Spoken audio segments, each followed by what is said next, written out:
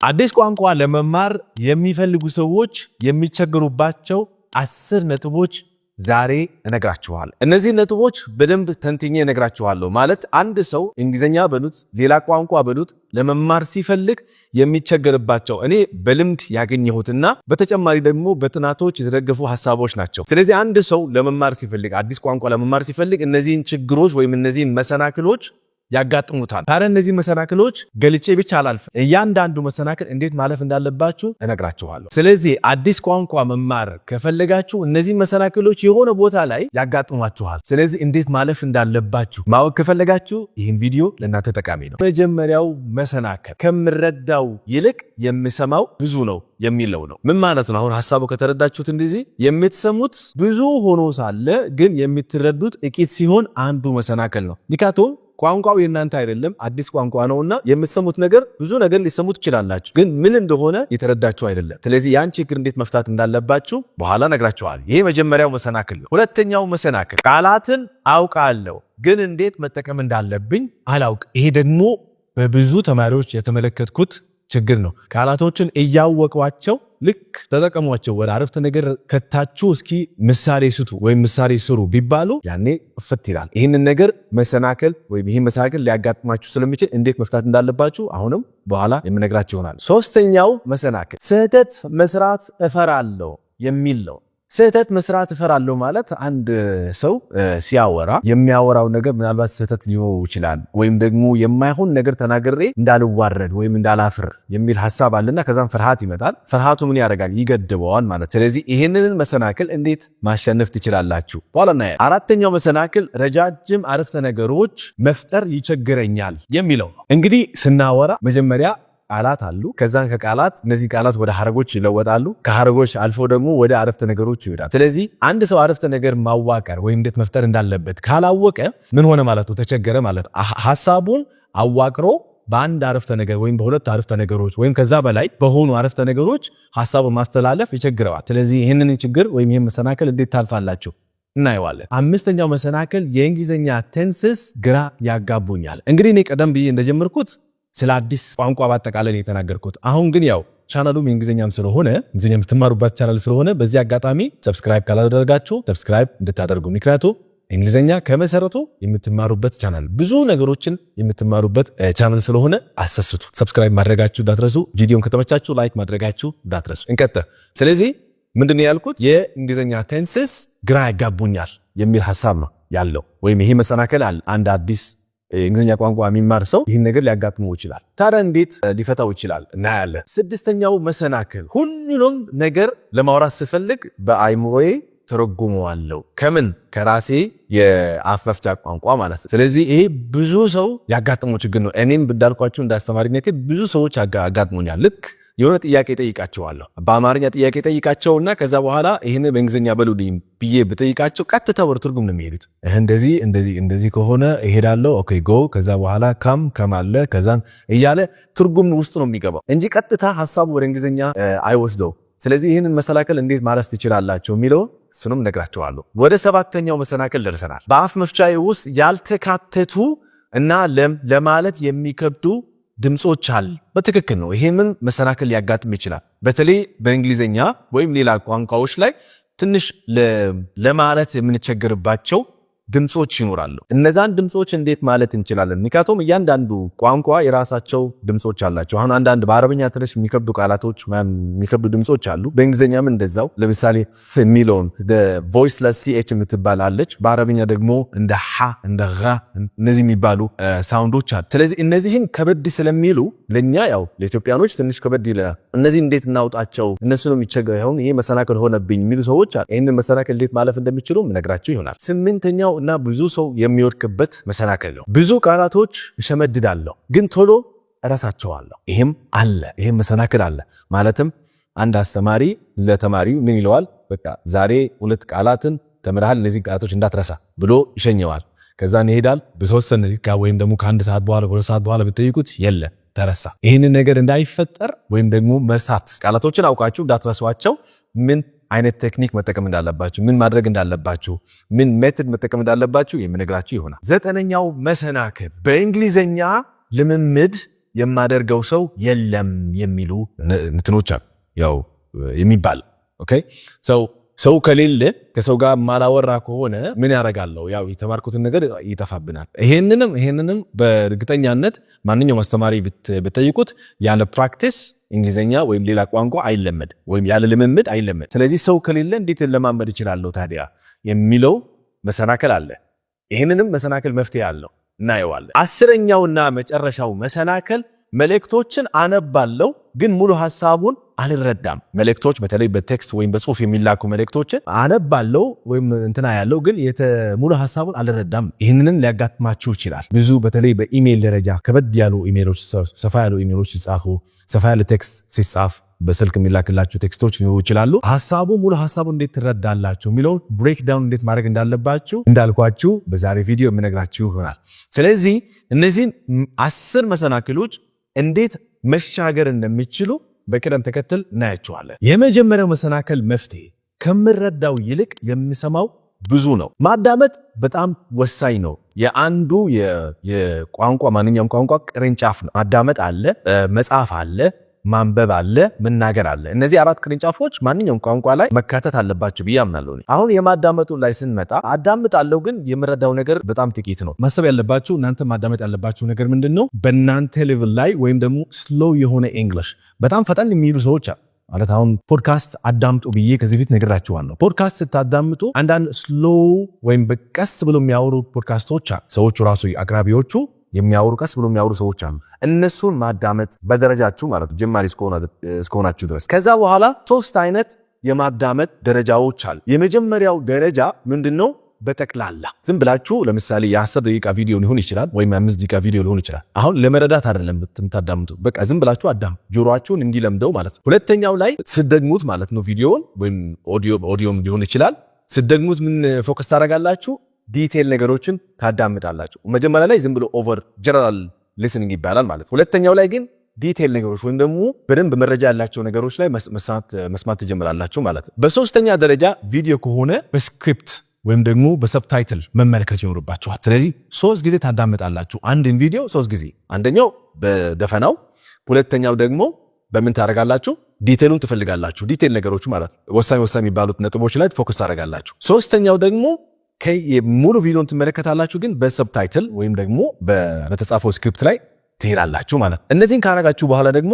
ምን ታረጋላችሁ ከዛ በኋላ ምናልባት ተጨማሪ ነገር እዚህ ጋር ሻዶው ማድረግ ትችላላችሁ ወይም ሻዶው የሚባል ቴክኒክ አለ አይደለ እነሱ ያሉትን ነገር ደግማችሁ ከነሱ ጋር ማለት ስለዚህ የማዳመጣችሁ ችሎታ ምን ያረጋችሁ ነው ማለት በደንብ ካዳመጣችሁ በደንብ ከሰማችሁ ምን ይያሉ እንደሆነ በታች በስክሪፕት ላይ ስለምታዩት እየተረዳችሁ ትመጣላችሁ ያላወቃችሁት ቃል ሲኖር ደግሞ ምን ታረጋላችሁ ማለት ነው ከስክሪፕቱን ወስዳችሁ ወይም ከሰብታይትል ወስዳችሁ ቀጥታ ጽፋችሁ ይሄ ቃል ምን ማለት ነው ብላችሁ ያኔ መፈለግ ትጀምራላችሁ የቃሉን ትርጉም ታገኛላችሁ ማለት ነው መፍትሄው ተፈታ አይደለም በዚህ ይሄ የመጀመሪያው መሰናከል ፈታ ነው ማለት ነው ወደ ሁለተኛው መሰናከል እንሂድ ሁለተኛው መሰናከል ቃላትን አውቃለሁ ግን እንዴት መጠቀም እንዳለብኝ አላውቅም የሚሉ ሰዎች የሚያጋጥማችሁ መሰናከል አለ ይሄ መሰናከል እንዴት መፍታት አለባችሁ መጀመሪያ ቃላትን ነጣጥላችሁ አትመልከቱ ይሄ ኦልሞስት ወደ 4ኛ ጊዜ ወይም 5ኛ ጊዜ ስለው ነው ወይንም በተለያዩ ቪዲዮዎች ገልጨዋል ግን ደግሜ የምለው ነገር ነው ቃላቶች ተነጣጥሎ ከተመለከታችሁ ምን ይሆናል መሰላችሁ ቃሉ ብቻ ሚኒንግ አይሰጣም የግድ ከሌላ ነገር ጋር ማያያዝ አለባችሁ ወይም ከዛ ቃል ጋር በተለምዶ ሁሉ ጊዜ የሚቀርብ ነገር ወይም የሚመጣ ነገር ማወቅ አለባችሁ that's what we call it ቻንክ ይባላል ቻንክ ማለት ጥምረት የተገናኙ ቃላት ማለት ነው ሁልጊዜ ማይለያይ ሌላም አገላለጽ አላቸው ካሎኬሽንስ ይባላሉ ስለዚህ ቴክ ሪስፖንሲቢሊቲ ቴክ እና ሪስፖንሲቢሊቲ አይጠፉም አንድ ላይ ይመጣሉ ብዙ ጊዜ አይደለ ኦኬ in the first time ስለዚህ in the first time in the second time ብሎ ሊቀጥል ይችላል እነዚህን አንድ ላይ ነጣጥለን in ብቻ ከምናይ the ብለን ዝም ብለን ከምናይ ከዛን first ብቻውን ከምናይ time ብቻውን ከምናይ አንድ ላይ አስቀምጠናቸው በተለምዶ ይህን ሐረግ ማወቅ ይጠበቅባቸዋል ቃላቶችን ነጣጥላችሁ አትመልከቱ ስለዚህ ስትጽፉ ወይም ኖትቡካችሁ ላይ ወይም ደብተር ካላችሁ ደብተራችሁ ላይ ስትጽፉ ቃሉን ብቻ ነጥላችሁ አትመልከቱ ቃሉ ከነ ካሎኬሽን ወይም ከሚስማሙት ቃላት ጋር አንድ ላይ ጻፍ ከተለያዩ ሐሳቦች ጋር የምትገልጹ ስትጠቀሙ ምን ይሆናል ማለት ነው እነዛን ቃላት በተለያዩ ኮንቴክስት ውስጥ ስለምታዩዋቸው መች እንዴት መጠቀም እንዳለባችሁ ያኔ ትረዳላችሁ ማለት ነው ሶስተኛው መሰናከል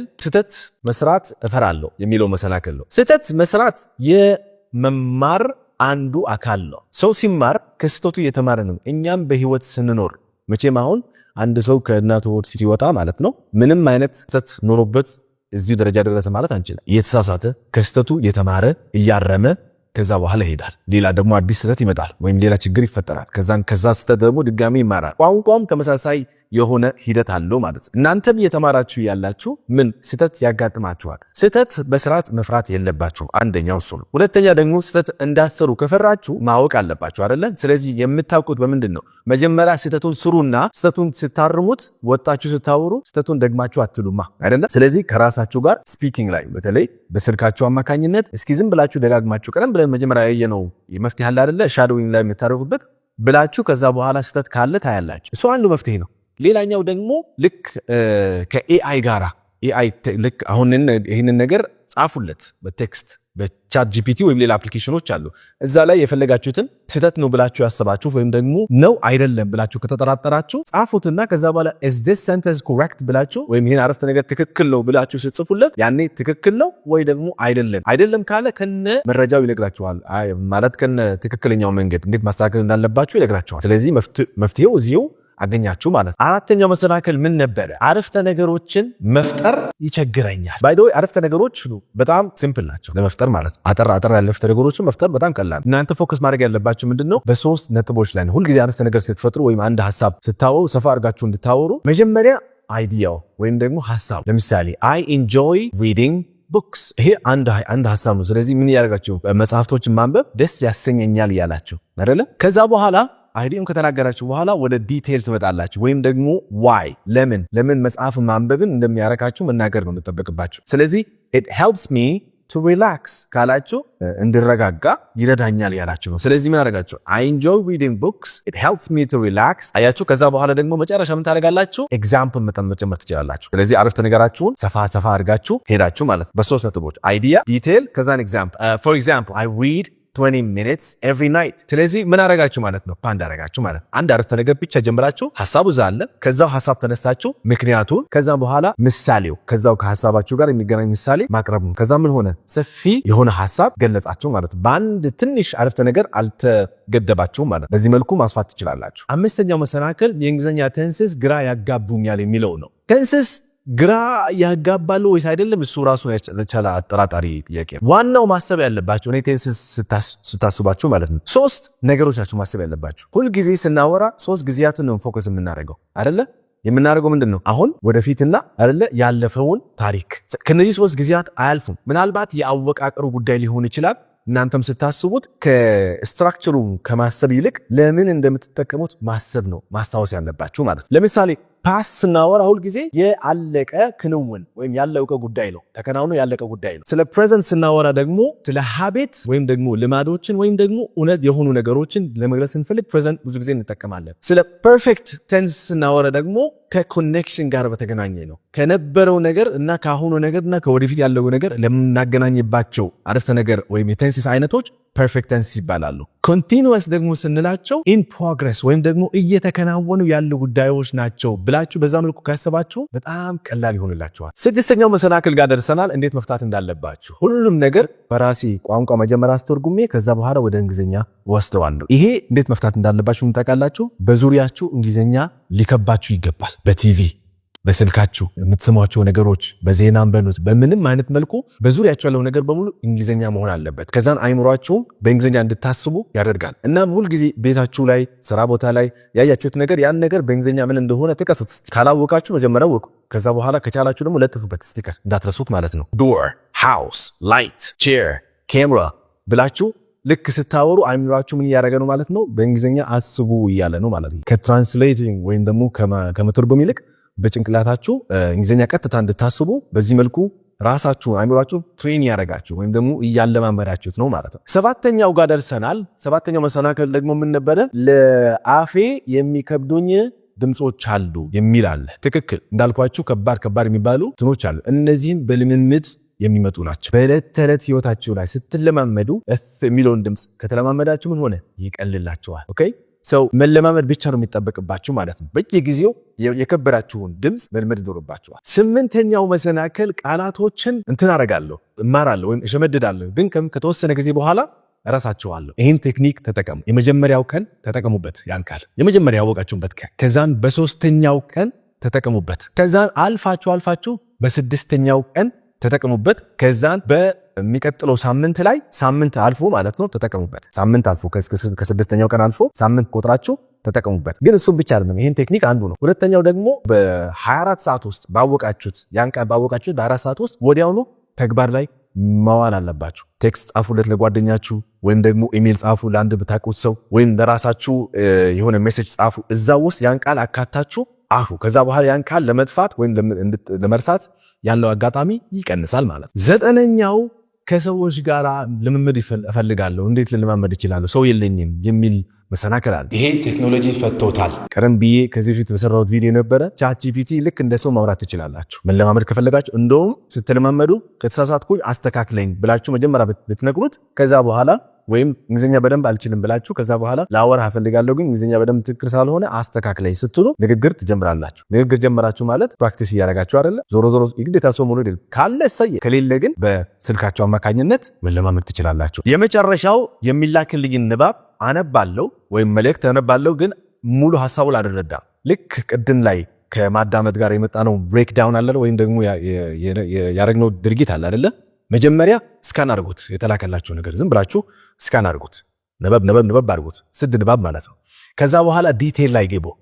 ፎከስ ማድረግ ያለባችሁ ዋና ቃላቶች አሉ አይደለ? ይሄ የሙሉ ሐሳቡን የሚገልጹ ቃላቶች አሉ። ከዛ በኋላ መጨረሻ ላይ ማንን አሁን ሰብጀክት ማን ነው ወይም ድርጊት የሚያደርገው ሰው ማን ነው፣ እንዲያደርግ የተፈለገው ሰው ማን ነው።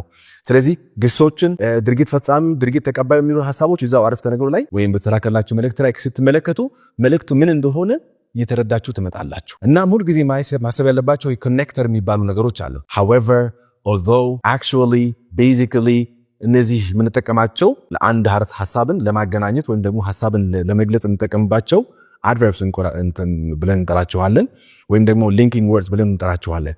እነሱን ፎከስ ካራያችሁ ሐሳቡን በሙሉ ትረዳላችሁ ማለት ነው። ውድቅ የሆነ ሐሳብ ነው፣ ፖዚቲቭ የሆነ ሐሳብ ነው፣ አሉታዊ የሆነ ሐሳብ ነው፣ ኔጌቲቭ የሆነ ሐሳብ ነው የሚለው እዛው ማየት ትችላላችሁ። እሺ ይሄው መሰናክሎችን ነገርኳችሁ፣ እንዴት ማረፍ እንደሚችሉ ነገርኳችሁ። የዛሬ ቪዲዮ በዚህ ተጠናቀቀ። ከተመቻችሁ ላይክ ማድረጋችሁ እንዳትረሱ።